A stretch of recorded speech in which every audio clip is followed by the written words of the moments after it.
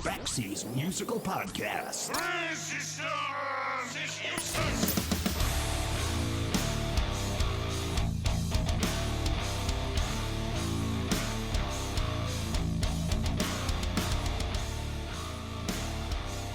One of the first signs of the aging process is the sudden ability to think about things in major blocks of time, like 20-year intervals.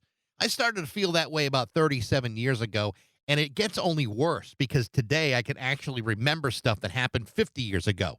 But I prefer not to talk about any of that. Instead, I'd much rather focus on the things that don't make me feel like a broken down old man. So you want to feel old? Get a load of this. In 1993, the Cranberries released their very first album called Everybody Else Is Doing It, Why Can't We? The album contained the international hit Dreams. Then they followed that up with a second hit, the song Linger. It would become an album that would sell more than 6 million copies worldwide. This was an album that reached number 18 in the U.S. and remained on the charts for the next 130 weeks. It was an album that didn't just go platinum, it went platinum 5 times over. That was 30 years ago. 30 years since the Cranberries came out of Ireland and introduced the world to one of the most powerful female vocalists in rock history, the late Dolores O'Riordan. During the next 8 years, the Cranberries would release 4 more albums, each going gold or multi-platinum before finally taking a break in 2001 after a punishing world tour that stretched through 110 cities and played before well more than 1 million people. But before that would happen, they would score major hits with Zombie, Ode to My Family, Ridiculous Thoughts, Salvation, Free to Decide, and Promises. All totaled, the Cranberries sold more than 50 million albums across the world during their career, and it all began 30 years ago with that first album. Sadly, Dolores O'Riordan died unexpectedly in 2018 at the age of 46. At that point, the band, which despite their huge successes, felt it was just too great of a loss, and so the band chose to break up, rather than try to replace somebody who was virtually irreplaceable. But the surviving members of the band, Mike and Noel Hogan, along with drummer Fergal Lawlor, have just released a special 30th anniversary edition of that first album, and it sounds absolutely amazing. To talk about the band's history, the album, and everything else in between is my guest today, Cranberries drummer Fergal Lawlor on Backseas Musical Podcast.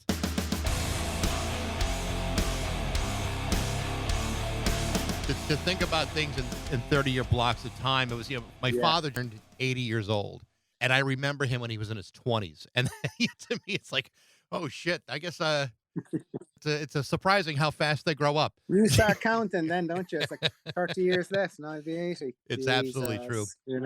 They must think it's fucking generations ago, like. Yeah. Congratulations, though. 30 years since the release of Everybody Else Is Doing It, Why Can't We?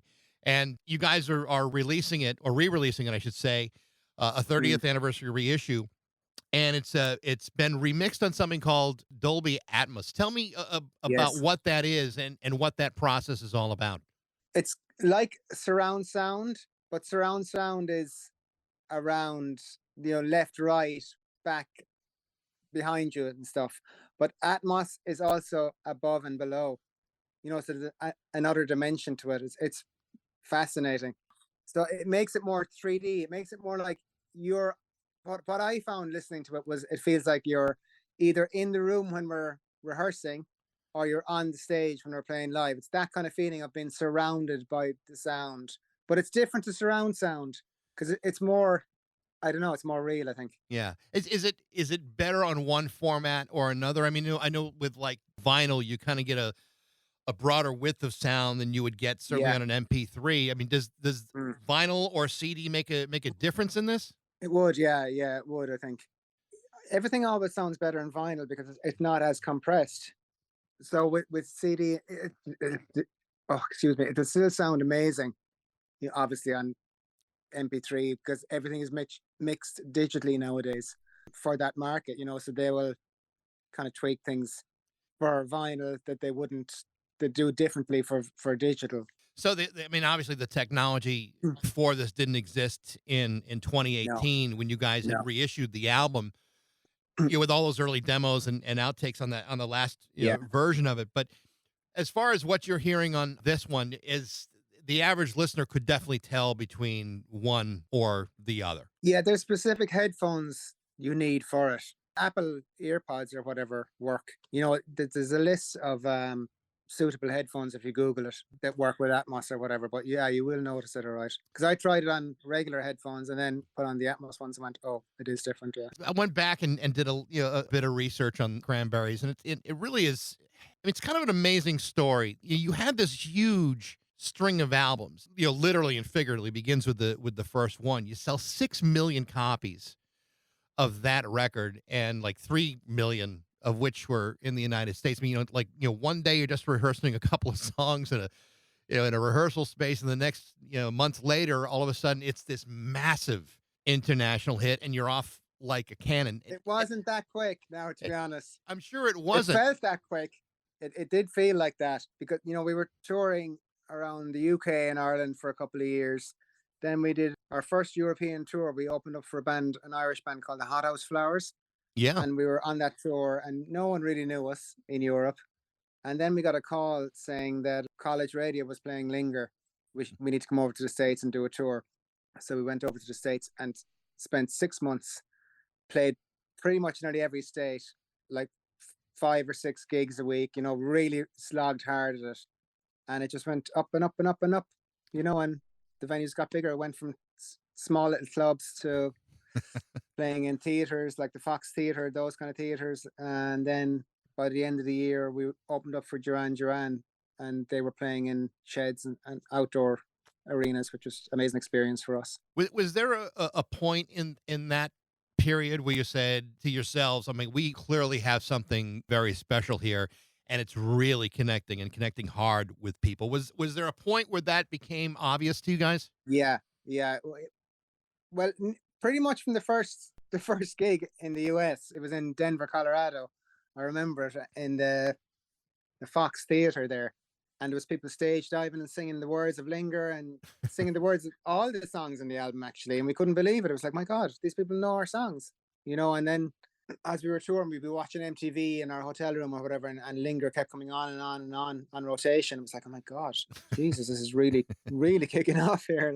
I remember back and hearing Linger and for the very first time and thinking, wow. I mean, Dolores's voice and her delivery and the style in which she was singing was one of those things that when you hear it for the very first time, it just kind of stops you in your tracks. Like you hadn't heard too many voices like that. And the only one that I can really say is close, be like Sinead O'Connor and just the style of her songs. But so knowing what it's like for me to have heard for the very first time, between you and Mike and Noel, since you had already been working together before she joined, what was it like the first time you heard her voice? And was it any different when you heard it recorded for the very first time? What was that experience like? Yeah, it's funny you say that because when we first heard her voice, it was in we didn't have a PA system. We had a small little rehearsal space in there was a kind of a load of different bands rehearsing in like 5 or 6 bands in this place.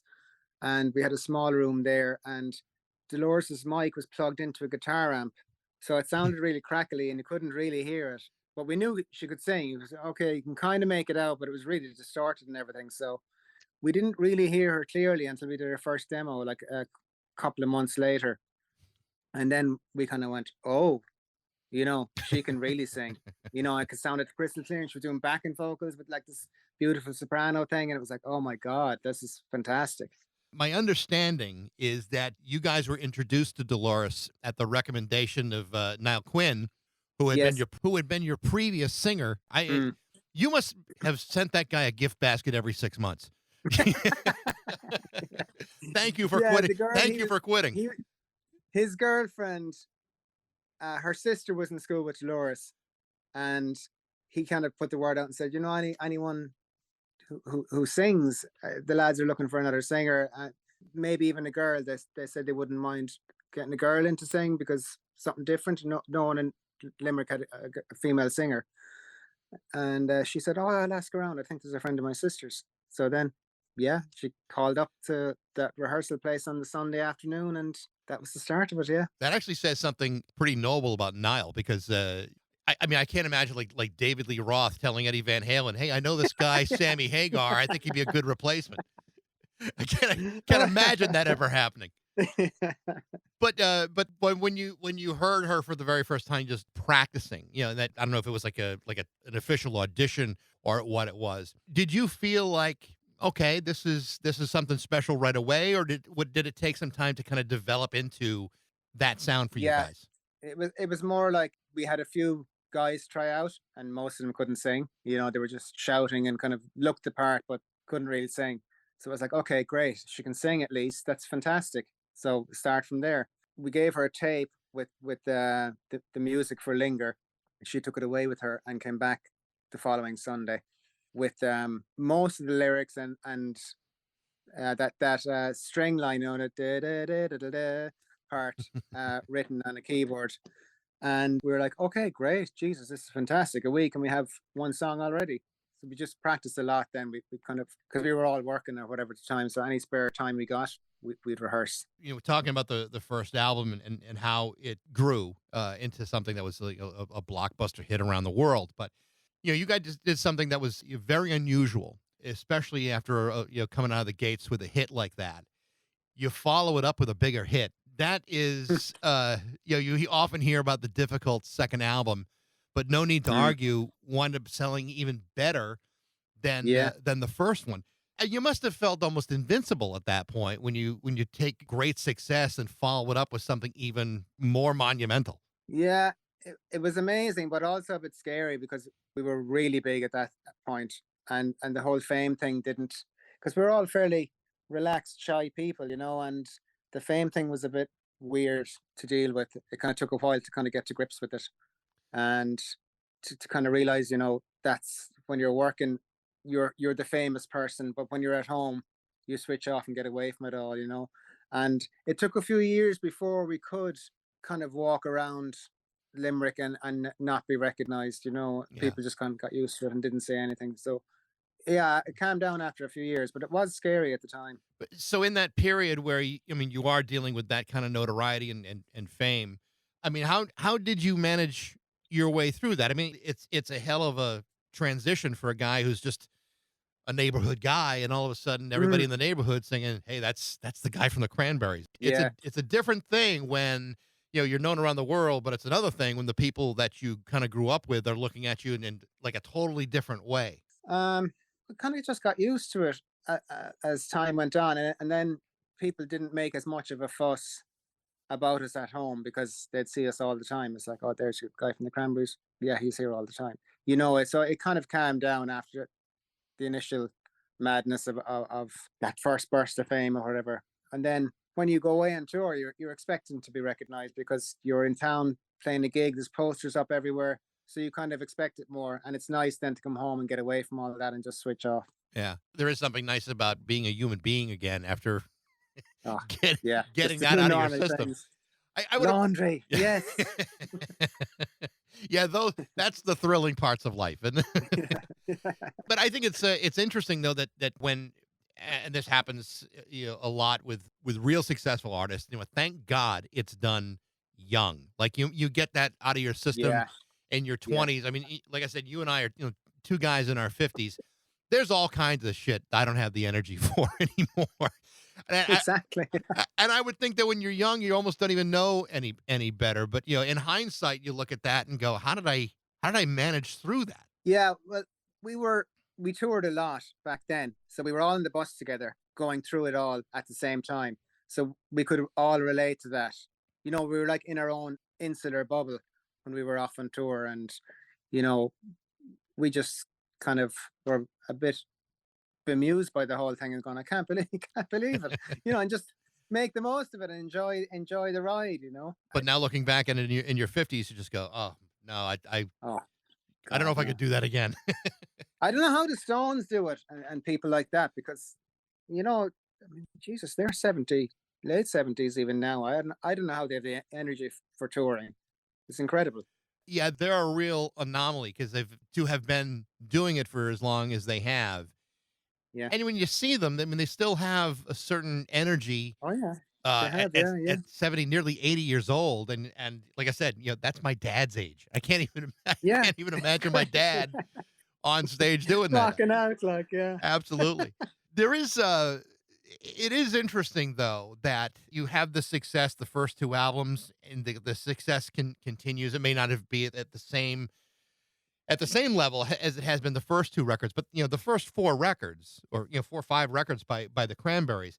I know at some point you guys decided to take a break and kind of walk away from it for a good number of years. I think it's 2003, if I got that right. That Yeah, you may have. around that to 2009, I think. What was the determining factor in stepping away from it all? It had been, as you said, like 5 albums of album tour, album tour, album tour. The fun went out of it. It just became like a slog, and we were kind of like, we started doing this because we love making music and we love playing live or whatever. And now it's become like a really hard job that no one enjoys, and we were kind of getting narky with each other and just not. It wasn't enjoyable anymore. We said, like, let's take a few years off, see Yeah. how we feel, and if we want to come back to it, then we come back to it. You were all feeling that simultaneously. Like there was no one saying, Yeah, "No, pretty let's." much. Yeah. Yeah, Is it yeah. is it just the exhaustion of it, or is it just like a psychological thing? Like, I just want to get back to that part of my life where I am a human being again. I am doing laundry. Mm. I'm washing a dish. I'm cooking my own meal. Is it that, or is it something more complicated? It is. Yeah, it is that. It's a simple fact of, you know, we were all having kids at that stage as well. And you don't want to be away for like 6 months and then back for a couple of weeks and away for 6 months again. It's very, very hard to do that. And I didn't want to bring my kids in the road because I don't really, it just didn't suit me. I Yeah. didn't think it was a healthy place for my kids to be. I didn't want to be, you know, getting them all ready and jumping from one town to the next. It's not really a healthy environment, in my opinion. Yeah. And to even or to not do that and then leave them behind, and all of a sudden So you're hard, so absent. hard. Yeah, Yeah. heartbreaking. Like it really is heartbreaking. And knowing that, when the time came around where everybody had done enough time away from all this and experienced what you're talking about, Mm. when the time got to reform, that always, to me, that always sounds like a much more complicated thing than just saying, let's get the band back together. Right? Because after a period of time, everyone's priorities are different than when you were 22 years old and starting Yeah. out. How complicated was it to get back together? Did it just seem like the right time, or was that a hard choice to get back? No, Dolores, her son was being christened. I think it was his christening. It was some party anyway for her son. So we all met up and we were chatting. And we were saying, like, I wonder what it would be like to go back out on the road. And we kind of got chatting and said, look, we'll go in and do a bit of rehearsal and see how it feels. Sure, 2 or 3 days into it, and it was like we never stopped playing. That just clicked automatically again. It was like, sure, we might go out and do a few gigs, so will we? And we kind of got talking, and we were like, yeah, it seems good. It sounds good. We kind of made a promise to not be as hectic in the touring schedule as we had been in our younger days. Yeah. Because we said, look, we want to do this for fun and try and enjoy it, and kind of do 2 or 3 weeks on, take a couple of weeks off, few weeks on, few weeks off. That sounds like Yeah. a much healthier way to have done it. I mean, do you think that if you had taken that approach, prior to 2003, there would have been a need for a break, or do you think or would that have hurt you, helped you? What do you think would have been the case had you done Yeah, it right I think along? I think it might have worked. It's hard to know. Yeah, in hindsight, I think it might have worked because there's a lot of country artists in the States that do that. They'll kind of head away for 4 or 5 days, do a few gigs, and then head back home. And it's a lot easier to do that in the States because you can drive to a few different states, do a few Right. gigs, come back home again. But I think that's what inspired us when we heard some of the bus drivers talking about those country tours. Kind of going, geez, that sounds doable. Was there any pressure from outside the four of you to reform? I mean, you had sold so many records by that point. I mean, did Island never come back and say, "Hey, let's get this thing going again. We could use a few more No, bucks in our pocket." it was more when we wanted to stop is Yeah. where the pressure was like, you can't stop, you can't, no, everyone will forget you, you can't do, you can't. And we kind of said we have to, otherwise we're just going to implode. Yeah. So, but when we got back together, that was our decision, and then we kind of told them after we had decided. Several years later, obviously, Dolores starts having some health issues, and a couple records have been done, but dates are getting canceled. How much did you realize the extent of what she was going through health wise? Not really until the last 3 years. Well, we knew she was struggling on the third album, To the Faithful Departed. She was really freaked out by the whole fame thing and everything, and she had injured her knee skiing and was suffering badly on stage, trying to perform, and then the pressure of trying to perform, and then you know there was a lot of things going on around that third album that just the tour, we'll say, for To the Faithful Departed. She went and got some counselling after that, and that helped quite a bit. But to be honest, we thought, even she thought for a long time, that it was just the struggles of dealing with fame, and she wasn't properly diagnosed until towards the end of her life, the last few years, where her mental health was in a bad state, and she needed to get proper help and medication. And she was starting to feel quite balanced after that. It was like, okay, she felt great. It was like, thank God. I thought I was mad, but it's just this, Yeah. She was feeling a lot better about herself, and she was in much better spirits. At the time she had died, obviously it came as quite a shock to fans, quite obviously. But for the three of you, Mike and Noel and yourself, it's a substantial loss. I mean, you're not just talking about losing a friend that you've been close to for 30 years, but there's other significant realities that come along with it. One of those is to not continue as an active band. Was that an easy decision to make, or were there discussions about, well, what do we do next? I mean, do we find a way to carry on? Could we do that, or did you just say, no, there's no duplicating this? No, Dolores is like a sister to me, and I still can't believe it some days, that she's gone, and then you hear a song on the radio or something, and it's yeah, it's crazy, really. I Yeah. I still can't kind of fully grasp it, and I just try and remember all the positive things and remember the good memories, and that kind of keeps me going. But yeah, for me, there was no way I would have considered carrying on the band. How can you? I mean, she has such a unique voice and personality that it'd be an insult to try and replace her. I never. Is it hard to listen to the old music, or do you just look at this point, because it's been a number of years, do you look at it more as like, more fond memories than sadness? It depends on the day. I would imagine. Some days you're feeling strong enough and you're feeling good, and the song comes on the radio and you leave it on. Other days it's like, oh God, yeah. So I turn Yeah. it off. Or I want to switch gears here a little bit, because I don't want to make this all about sadness and gloom, but I also play drums, and not very well. But I'm always intrigued about the kind of things that inspire a drummer to have played as a kid, to pick up the drums. And like I said, you and I are within the ballpark of the same age. What were the things Mm. you were listening to as a kid that made you fixate on drums, and seriously as you needed to take it? I didn't actually start playing till I was 17. I Really? was kind of a late starter, yeah. And Noel and Mike didn't get their instruments till 6 months later. So we were late starters. I think that's what made us work harder to try and get good. That's actually pretty incredible. You're starting at 17, and by Mm, 22, selling millions of records. yeah, That's a pretty it's insane. I fast, know. yeah, that's a pretty Yeah, fast trajectory. But what were you listening to that led you to The drums? Cure, New Order, Joy Division, Smiths, Pink Floyd, Led Zeppelin. I don't know why I clicked with the drums. It's just a rhythm thing. I was a break dancer when I was younger, and I kind of always liked dancing, and that rhythm thing. I don't know what it was. It was just something that clicked. And a friend of mine had a drum kit, and he said, "Come down and have a look." And the Cult, I remember, that band, the Cult. I do. Yeah. Um, I was into them at the time, and he said, "Oh, I love Moving Machine." He started playing it, And I was like, Jesus Christ. I could actually hear that. I think it was my first time ever sitting beside a drum kit. And he said, sit down, give it a go. And I said, push your foot here with this and hit. And I started playing. And he was like, oh my God, have you played before? And I was like, no. He was like, geez, you better get a drum kit because you have a knack for it.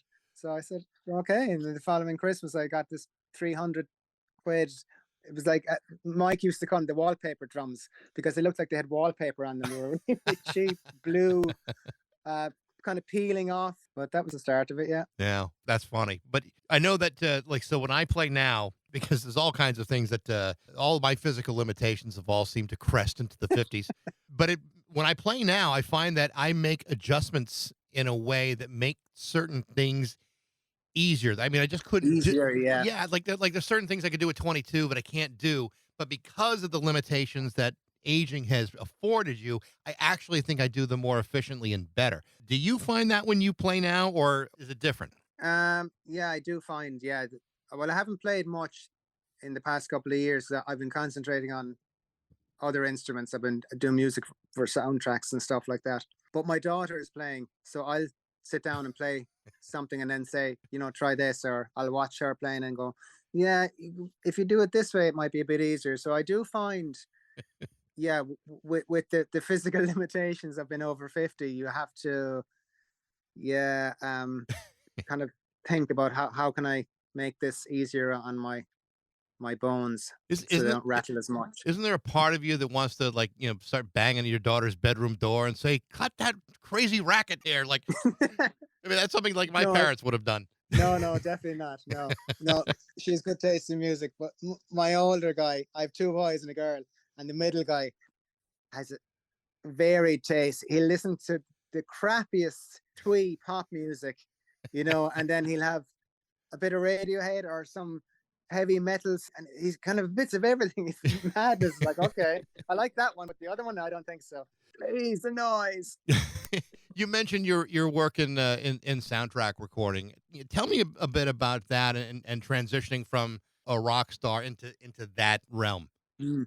It's something I always wanted to do. It was something that was always in the back of my mind, but I never really had the confidence for it. And when we took that break in 2003, I had a small little studio beside my house, and I opened it up for bands to come in, and I kind of taught myself to record, to be like an engineer or whatever, and record other bands. I did that for a few years, and then I think it was around 2013 we had a bit of time off. We kind of had a year or so off, and I went back. I went to university in the University of Limerick, and there was a great music technology course there, and I did a master's, and that just really kind of gave me the confidence to kind of say, okay, maybe I could write some of my own stuff, and started writing little bits of instrumental bits and pieces, and then ended up meeting a few people, directors and that, who were doing short films and documentaries, and I started doing little bits and pieces for them, and then it gradually grew, and I still do a couple or three a year. Not I don't want to do too much because I want to do my own stuff as well. Right. I released an album last year of just instrumental music, so it's nice to do things like that because you're on a time limit and you're under pressure. But then Right. it's nice to step away from it and have no pressure and just make music for myself. So it's the best of both worlds. It's fantastic. What do you prefer? Do you prefer making music to somebody else's storyline or visuals, or making music on your own? What do you have a preference? Is one easier than the other? No, sometimes it's easier when you have a schedule and you have a bit of pressure because you say, I have to get this done by Wednesday, and it's like, oh my God, is it good? Is it not good? And then you send it to them and they go, yeah, I love it. It's like, oh, thank God. Whereas when you're the only one and you don't have a schedule, you can get a bit lazy.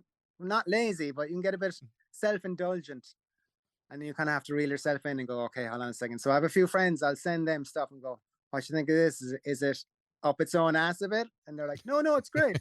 Like, okay, fine. I was worried because I thought it was complete and utter crap and I was gone insane. So yeah, you can get a bit carried away. I don't want to keep you forever here, but the 30th anniversary of the album sounds terrific, brand new, newly mixed and everything. But you're exactly 18 months away from the 30th anniversary of the second record. Is there Yeah. is there anything being planned for that? Well, there's actually a 25th anniversary of the Faithful Departed, which was Mm, delayed because of COVID and all that. So that's actually coming out at the end of this year. Hopefully, just after the summer. It's soon anyway. It's definitely either autumn or before autumn, because it had been planned for Jesus 2 years ago, and it just all the delays. There was a shortage of vinyl, I think, as well was another issue that was going on, yeah. and there was some clearance issues with songs, and because we found a load of stuff that we kind of didn't know we had, and remembered some demos we did with a different producer in Paris for that album. So there's 3 songs that no one has ever heard before. Is there a lot of unreleased Cranberries material, or is it just bits and pieces and old demos? Not, yeah, mostly bits and pieces and demos and stuff like that. Yeah, Yeah. It sounds interesting. I'm sure it's going to be great when it comes out. brilliant. Fergal, it's a pleasure to talk to you. Best of luck with the releases and everything else, and especially with your work on soundtracks. That sounds really interesting stuff. Thank you so much. Nice to Thanks a meet you, million. Fergal. Thank you Thanks for so much. having me.